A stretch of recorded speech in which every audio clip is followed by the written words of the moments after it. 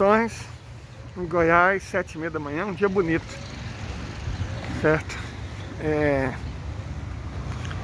Hoje eu levantei disposto a falar de geopolítica. Na verdade, perdão, de economia política.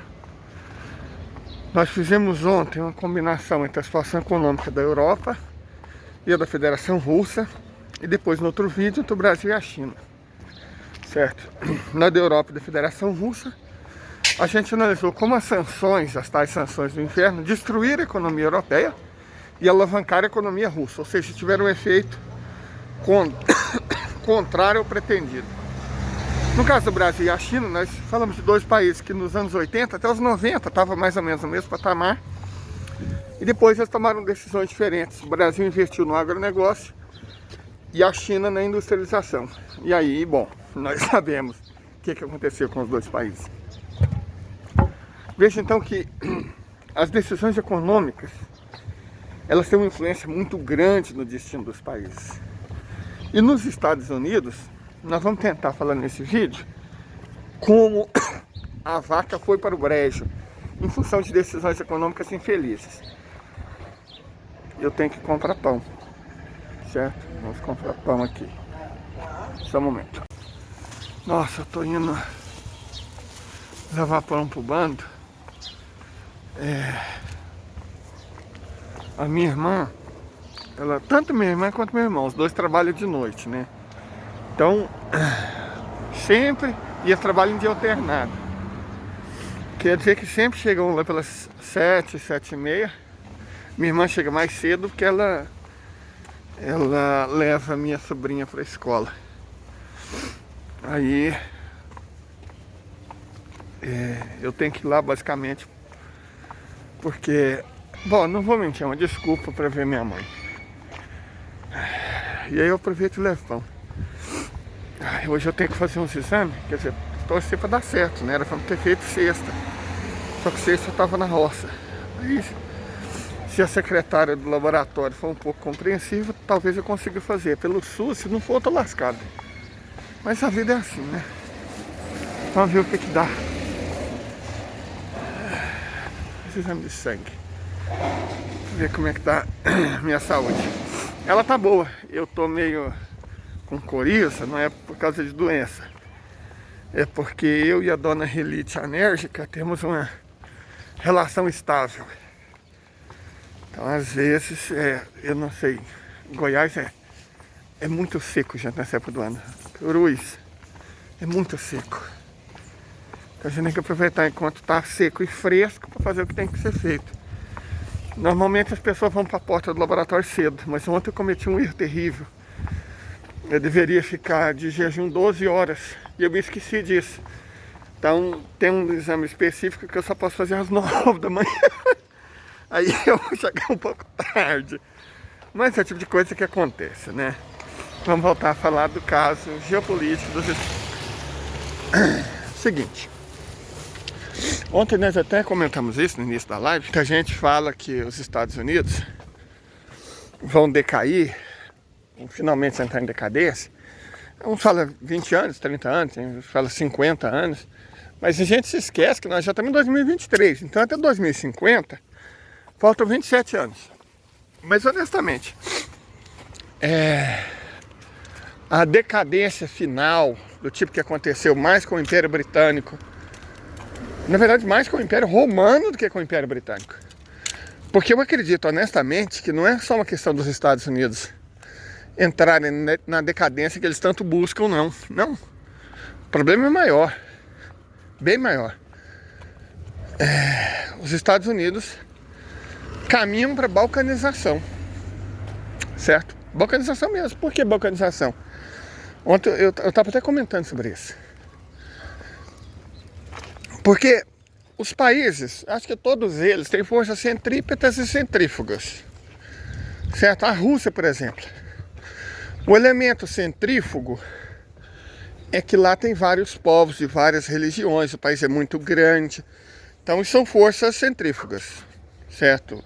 Um território do tamanho de 4 continentes, maior do que a América do Sul, maior do que a Antártica, do que a Oceania e do que a Europa. Isso é uma força centrífuga, porque é difícil você manter uma unidade num território tão grande. São mais de 180 povos, né? Falando línguas as mais diversas. Então isso também é uma força centrífuga. As várias religiões, né, também são uma força centrífuga, porque a religião mais divide do que une. Ok, mas ela tem uma força centrípeta muito forte, que é um profundo senso civilizacional. Quando começou o conflito, surgiram vários vídeos de pessoas falando, tipo, eu sou cazaque, sou russo, eu sou tchetcheno, eu sou russo, eu sou inguxo, eu sou russo, eu sou tártaro, eu sou russo, eu sou calmique, sou russo, né? Eu sou buriata e sou russo e assim por diante. Então você tem uma força civilizacional, um sentimento de pertencimento, né? Muito grande entre os russos, que eles pertencem a uma civilização singular, independente de outras coisas. Um senso de patriotismo de verdade. Não patriotismo mamateiro e falso dos militares brasileiros, não. É patriotismo de verdade. Tem orgulho de ser russo. A língua comum é uma força centrípeta também. Certo? Os russos gostam de uma liderança forte. E aí poucas pessoas no mundo representam mais bem essa liderança forte do que o tio Vlad. Então ok, mas e os Estados Unidos? Vamos falar sobre isso. E os Estados Unidos? Os Estados Unidos, eles deixaram de ser uma pátria. A década de 50 foi a última em que era possível se sentir americano, que havia cidadão americano. A partir do fim dos anos 60, com a contracultura e tal, com o fim dos Panteras Negras, né, com as ações do FBI, da NSA e da CIA dentro do próprio país, eles mataram a pátria. Aquilo se tornou, e cada vez mais foi se tornando um mercado. É um mercado, os Estados Unidos é um mercado. As pessoas... Hospital, cara, os caras fazem julgamentos de hipócritas. Os caras jogam na rua cadeirante. Você tem noção do que é você pegar uma idosa cadeirante e jogar na rua? E isso são os Estados Unidos, isso é a civilização americana. Certo? A civilização americana é isso. As pessoas atacando e vandalizando os carrinhos de entrega. Então, essa civilização americana foi o que sobrou deles. É uma distopia, é um mercado onde você é não cidadão, você é consumidor, e você tem o número do cartão de crédito e você paga tributos. Você tem o seu número de seguro social, que na verdade não te garante nenhum seguro, nada socialmente. Ele só garante que você é um pagador de imposto, você paga imposto. É isso que são os Estados Unidos, você paga imposto e consome. É um mercado tributado, não uma pátria, de forma alguma a pátria. Certo? Foi isso que se resumiu os Estados Unidos da América, né? E é nesse sentido, eu vou continuar tocando nesse ponto, mas só para fazer um break rápido, é nesse sentido que eu falo que os Estados Unidos se aproximam do fim daqui no máximo 5 anos. Não passa de 5 anos. Ah, mas não vai levar 50. Vai levar 50, só que já começou faz 45. É isso que as pessoas não estão entendendo. Que a decadência dos Estados Unidos não começou hoje, com a derrota fragorosa que estão sofrendo, junto com a OTAN inteira na Europa. Não. A decadência dos Estados Unidos é um processo dos anos 70. Certo? E aí a gente vai falar. Quando eles destroem o senso de pátria, né, é só um Estado para o mercado. Os burgueses dos Estados Unidos, o setor FARE, finança e seguro imobiliário, ou seja, os setores rentistas, os especuladores, resolveram fazer um país, né? Um território, governar um território. E esse território governado por rentistas são os Estados Unidos. Ponto. Isso são os Estados Unidos. É um território governado por rentistas. Território no sentido da geografia política do termo mesmo. Território é um espaço politicamente autônomo, né? E determinado por fronteiras. Isso define os Estados Unidos. Mas por quem? Por um povo? Não. Não é por um povo. Não estou nem falando de... Você não precisa ser um povo homogêneo, como por exemplo um húngaro. Nem estou falando um conceito amplo de povo, como brasileiro. Não. Não é por um povo. Não é por uma nação, tipo o País Basco. É por um mercado, por rentistas, certo?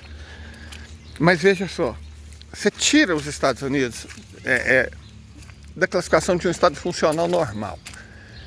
Tira essa máscara e a gente consegue entender melhor o que é aquele país.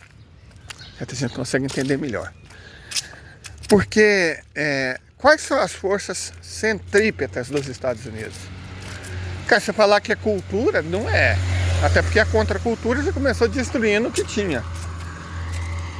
Você falar que o Texas tem a mesma cultura que a Califórnia, ou que o Alasca tem a mesma cultura que Nova York, ou o Havaí, a mesma cultura que a Idaho, ou o Colorado, ou Utah, né, estado dos cretos malucos. Não, são várias, e não é uma diferença pequena. Você fala, tem a diferença entre Santa Catarina e a Bahia. Você fala, Santa Catarina é o berço do fascismo, né? E a Bahia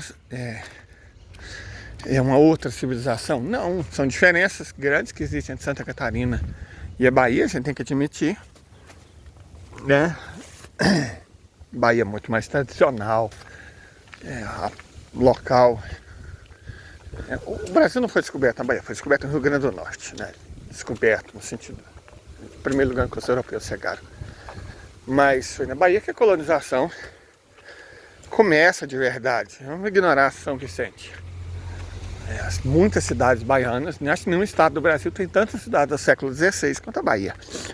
Salvador foi nossa primeira capital, ainda na primeira metade do século XVI. Certo? Então, a Bahia onde o Brasil começou. Aliás, a Bahia tem até o formato do Brasil, mais ou menos. E Santa Catarina é um estado recente, habitado originalmente por imigrantes açorianos e depois por genocidas que destruíram os caigangue para roubar as terras deles, genocidas que vieram da Europa. Né? Gente pobre, miserável que saiu da Europa e fundou lá um estado agradável, cara. Eu gosto de Santa Catarina. Lugar bonito para carvalho. Certo? Aí você tem essas diferenças hoje. Santa Catarina está identificado com o fascismo, com o que há de mais podre no Brasil. Mas é uma fase ruim, cara. Santa Catarina já foi um dos estados onde o PT mais teve voto. Certo? Foi um dos estados onde o progressismo fez escola por muito tempo. O que mudou tudo foram as consequências da Lei Candir. Santa Catarina, que era um parque industrial muito importante, né?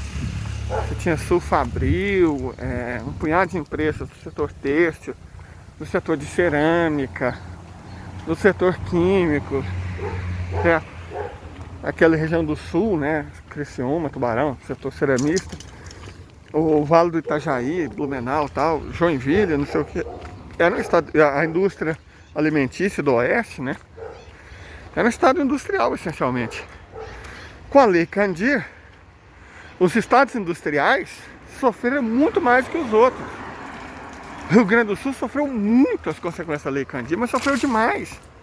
Santa Catarina, que também era o estado que dependia fortemente da indústria, sofreu muito. São Paulo sofreu muito. Então os estados que tinham uma economia mais industrial foram os mais afetados pela Lei Candir. E, ironicamente, eles abraçaram a ideologia que fez eles se tornarem pobres, que é o liberalismo. O empobrecimento nítido de Santa Catarina, do Rio Grande do Sul, não parece falar, nossa, mas esses estados ficaram ricos. Não, gente. O padrão médio de vida da população, proporcionalmente ao que era, ficou pior. Certo? Essa é a verdade. E aí esses estados não souberam... Santa Catarina nem tanto. Santa Catarina, o boom turístico de Florianópolis, do litoral e tal, e o boom do agronegócio do oeste, São Miguel do Oeste, Chapecó, essas coisas, acabaram fazendo um contrabalanço em relação, por exemplo, ao Rio Grande do Sul. Mas o estado perdeu muito, certo? O porto de Itajaí, por decisão do governo Bolsonaro, é praticamente um porto inoperante. Certo? É um porto inoperante hoje. Então essas decisões criaram um rancor entre os catarinenses que deu ruim, cara, deu ruim. Certo? Deu ruim. Não souberam lidar com esse processo que passou pelo Estado. E aí eles abraçaram o fascismo. Foi um Estado onde, graças às origens, né, a Alemanha do nazi, a Itália do fácil, muita coisa ruim aconteceu.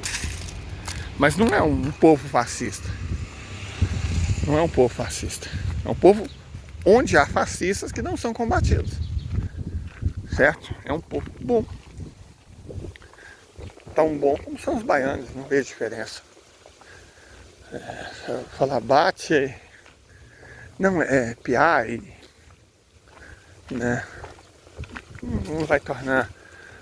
Eu sou contra a discriminação de sulista. Certo? Você falar sulista é tudo isso, tudo aqui, não. Tem muita gente boa do Rio Grande do Sul, muita gente boa de Santa Catarina. No Paraná eu sou até suspeito para falar, né? No Paraná eu sou suspeito para falar por questões outras. Mas eu amo o estado. Eu acho que uma das poucas cidades grandes que eu me sinto bem é Curitiba, inclusive.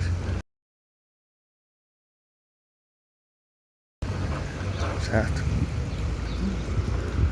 Mas o que isso tem a ver com o que nós estamos discutindo? Nós estamos falando que o Brasil também tem diferenças regionais.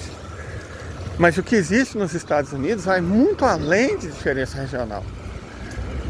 Certo? É muito além, mas muito além mesmo. Quando você fala, eu sou um americano, isso significa o quê? Que você apoia que o exército, as forças armadas do seu país acha crianças em outras nações? Porque é isso que os Estados Unidos são, né? Essencialmente é um país que invade outros para garantir os interesses da finança, da indústria do petróleo e das armas. Então dizer um americano significa que você apoia isso. Certo? Aí veja só, deixa eu falar um pouco mais sobre essa questão inerente aos Estados Unidos. O Texas é um estado essencialmente conservador, certo? É um estado essencialmente conservador. O Texas é outro país. Poucos locais dos Estados Unidos em que ainda existe petróleo a ser descoberto, você tem uma indústria do petróleo muito forte, mas que em função de decisões erradas de governadores, para impedir a imigração, né, para tentar fazer e acontecer, para dar a impressão de governo forte para essa gente, e os mais fracos, no caso deles os migrantes, né? Só que aí o Texas resolveu dar uma de Flórida, perseguiu os imigrantes legais e destruiu a própria economia, cara, igual a Flórida. As decisões do imbecil lá, candidato à presidência dos Estados Unidos, DeSantis, está destruindo a Flórida economicamente, porque eles dependem de mão de obra estrangeira. Os Estados Unidos não formam mais mão de obra, certo? Os Estados Unidos não formam, forma trader, forma developer, forma atendente no McDonald's. É isso, cara. Os Estados Unidos precisam de mão de obra, essa mão de obra vem de fora. E sem ela os Estados Unidos não andam. E parece que a Flórida e o Texas se esqueceram disso, né, para fazer um discurso de força bater em pobre nos Estados Unidos. Estou no Texas, né, que teve uma fazenda que 18 mil vacas explodiram. Olha que loucura.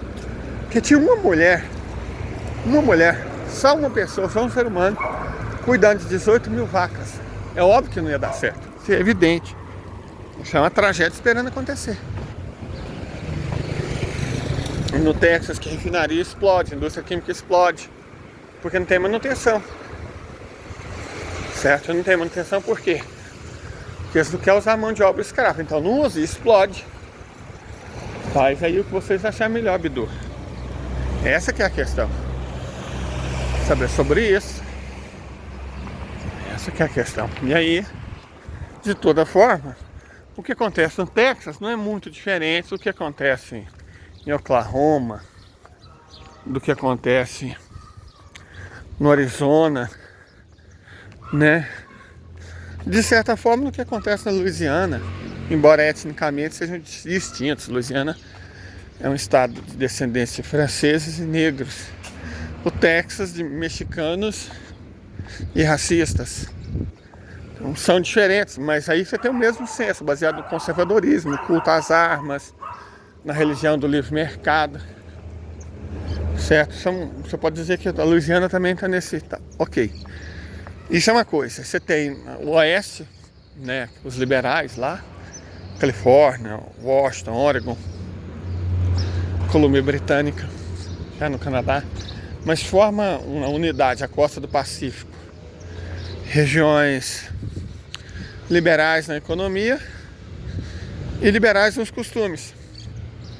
São liberais em ambos os sentidos. O Texas é liberal na economia, mas muito conservador nos costumes. Então não é a mesma coisa. Apesar da origem comum, que são territórios roubados ao México, Texas e Califórnia. Cara, eu amo flor, vocês sabem disso, né? Por isso que eu passo por aqui. Eu amo flor. Então, apesar de ter a mesma origem, Texas e Califórnia são muito distintos. E aí Nevada também faz parte desse lance, né? Apesar de não ter litoral, Nevada é o parque de diversão da Califórnia. Ok. Aí você tem os estados do oeste, né? Da região da Grande Bacia, que as regiões habitadas por quase ninguém, onde os caras se dedicam à pecuária, tipo Wyoming,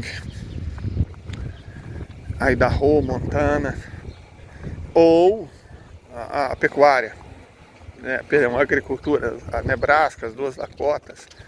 E aí você pega, para falar em caipira, você pega também os caipiras do Canadá, Alberta, Saskatchewan e Manitoba. Então, você teria uma unidade, uma caipirolândia conservadora na economia e nos costumes, mas escassamente povoada,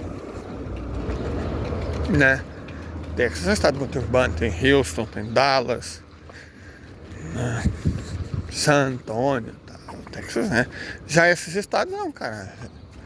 Que cidade você lembra quando fala de Dakota do Norte, Dakota do Sul? Você tem umas cidades um pouco maiores na Caipirolândia canadense, Regina, Calgary, Winnipeg, Edmonton. Mas do lado americano você praticamente não tem, cara. É só cidadezinha. É uma economia muito rural. Formaria um outro país, vamos dizer assim. Aí você tem o famoso Sudeste, né? O cinturão da Bíblia, redneck. Ali o bagulho é tenso, ali o crente é doido. Ali o crente é maluco. Ali é Bíblia e bala. Bible and bullets. Pu, pu, pu, pu, pu. Né? Racismo tenso. Pobreza. Padrão de vida africano. Alabama, Mississippi. E para não deixar nenhum racista sozinho, Missouri. Os caipiras redneck do Kansas e do Arkansas. A Flórida, a Geórgia, as duas Carolinas. É isso, Tennessee, né? Tennessee, claro, Tennessee. Então você forma os confederados, em última instância. Os confederados são o Texas. Perfeito. E o restante dos Estados Unidos, região dos Grandes Lagos, Nordeste, mais a província canadense Ontário, formaria um país que, substituiria os Estados Unidos. Certo? Substituiria os Estados Unidos. Pode ser um país legal, cara, se eles saírem da mão dos banqueiros, desse povo, né, de rentista. Seria um lugar massa. E o Quebec e as outras províncias do Nordeste do Canadá formariam um outro país. E bem no norte, território de Yukon, noroeste, Nunavut, mas aquela parte, acho que é Nukpak, né? Aquela parte Inuit do Quebec formaria um estado Inuit, talvez junto com a Groenlândia.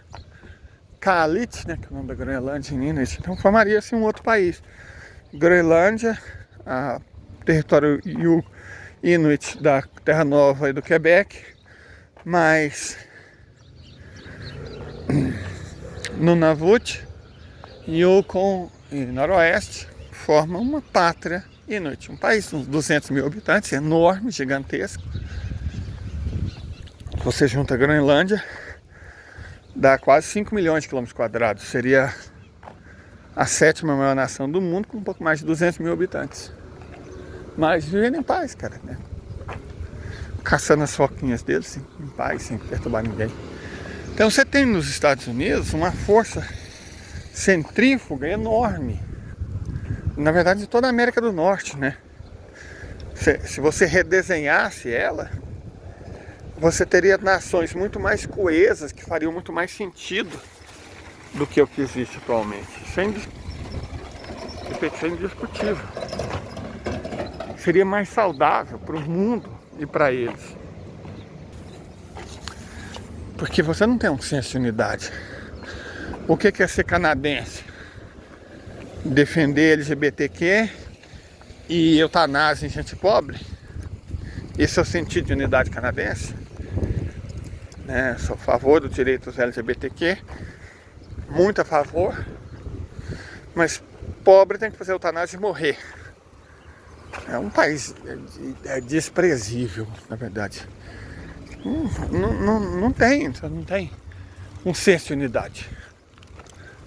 Não tem um senso de unidade. A bem da verdade, se a gente for honesto, não tem um senso de unidade. A América do Norte precisa ser redesenhada. E aquilo que eu falei ontem na live, eu falei, mas isso não vai acontecer. Por que não? A União Soviética não acabou, a Iugoslávia não acabou. Deixa eu dizer uma coisa para vocês. Eu sei que vocês sabem, mas é fácil esquecer. Sempre que uma grande guerra é perdida, territórios são perdidos e fronteiras são redesenhadas. Toda a história humana foi assim. Toda a história da Europa, da própria América do Norte foi assim. Você perde uma guerra, as fronteiras mudam, cara.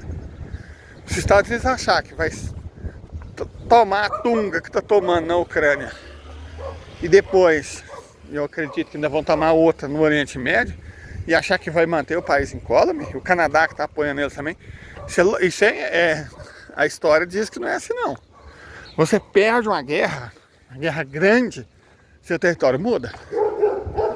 Simples assim. Perder uma grande guerra, o território vai mudar. Ele não vai ser a mesma coisa. Transformações vão ocorrer. Certo? Isso é óbvio. Imaginar que os Estados Unidos estão tomando uma sova na Ucrânia e depois vão tomar outra sova no Oriente Médio. Vai ficar tudo bem? Que o Canadá que apoiou eles, que o Reino Unido que apoiou eles, vai ficar tudo bem? Que a Espanha? Não, gente. Não. Tem um senso. Há consequências devastadoras para quem perde guerras. Certo? Goste-se ou não, uma coisa é perder uma guerra para o Afeganistão, perder uma guerra para o Vietnã. Não tem consequência muito grande em perder guerra para criador de cabra e plantador de arroz. Mas perder uma guerra para a Rússia, vocês podem ter certeza absoluta. Vai trazer consequências muito graves para os Estados Unidos. Hoje tem pão de queijo, peraí. Certo, gente? Minha mãe gosta de quebrador. Eu comprei para ela. Imaginar, repito, reitero, clareza, que você perde uma guerra e tudo permanece igual, cara, isso sim que é ingenuidade. Isso sim que é ingenuidade. Alterações nas fronteiras vão acontecer, tanto na Europa, quanto na Ásia, quanto na África, quanto nas Américas. Principalmente na América do Norte. América do Sul não, América do Sul tem paz, tranquilo. Aqui tá tudo sussa. Vai ter mudança. É óbvio que vai ter. Os Estados Unidos nunca perderam a guerra. Perderam a guerra de 1812, né? Contra a Inglaterra. Mas guerra mesmo, nos tempos modernos, não perderam, porque eles levavam a guerra até os outros. A estratégia dos Estados Unidos sempre foi isso, levar a guerra até os outros. Foi assim que eles roubaram o México, metade dos seus territórios. Foi assim que eles roubaram o Havaí, que era um país independente. Foi assim que eles atacaram as Filipinas, Guam, Porto Rico. Os Estados Unidos é uma pátria, é capitalismo, é pátria de ladrões, cara. Levar a guerra até os outros e roubar coisas deles. Isso que os Estados Unidos fizeram desde sempre. Certo? Foi isso, cara. E agora a guerra vai ser levada até eles. Agora eles enfrentaram um do tamanho deles, um que eles não dão conta de enfrentar. E imaginar que perder assim não vai ter consequência, cara, é óbvio que vai ter. Então, se os Estados Unidos são um mercado rentista, é uma etnocracia rentista e tributária, que se mantém pela força das armas e do dinheiro, passando por uma grande crise econômica, eles vão passar, hoje nós vamos discutir exatamente isso, eles vão passar, eles vão ficar sem dinheiro. E aí como é que sustenta a máquina militar? Sem dinheiro e sem arma? Qual que é o sentido dos Estados Unidos continuarem existindo? Não vão. Simples assim. Entenderam? Simples assim. O país vai acabar. Escolha própria. Por decisão própria. Eu estou falando aí, você está falando do fim dos Estados Unidos? Sim, não quer dizer que vai morrer gente, que vai ter revoluções. Não. O país vai desintegrar. Certo? Porque as condições que mantinham aquele povo oprimido, repito, dinheiro e arma vão acabar. E aí o país também acaba. Para a sorte do mundo e para a sorte deles no final. Ok? É isso. Curta, comente, compartilhe. E tenha um ótimo dia.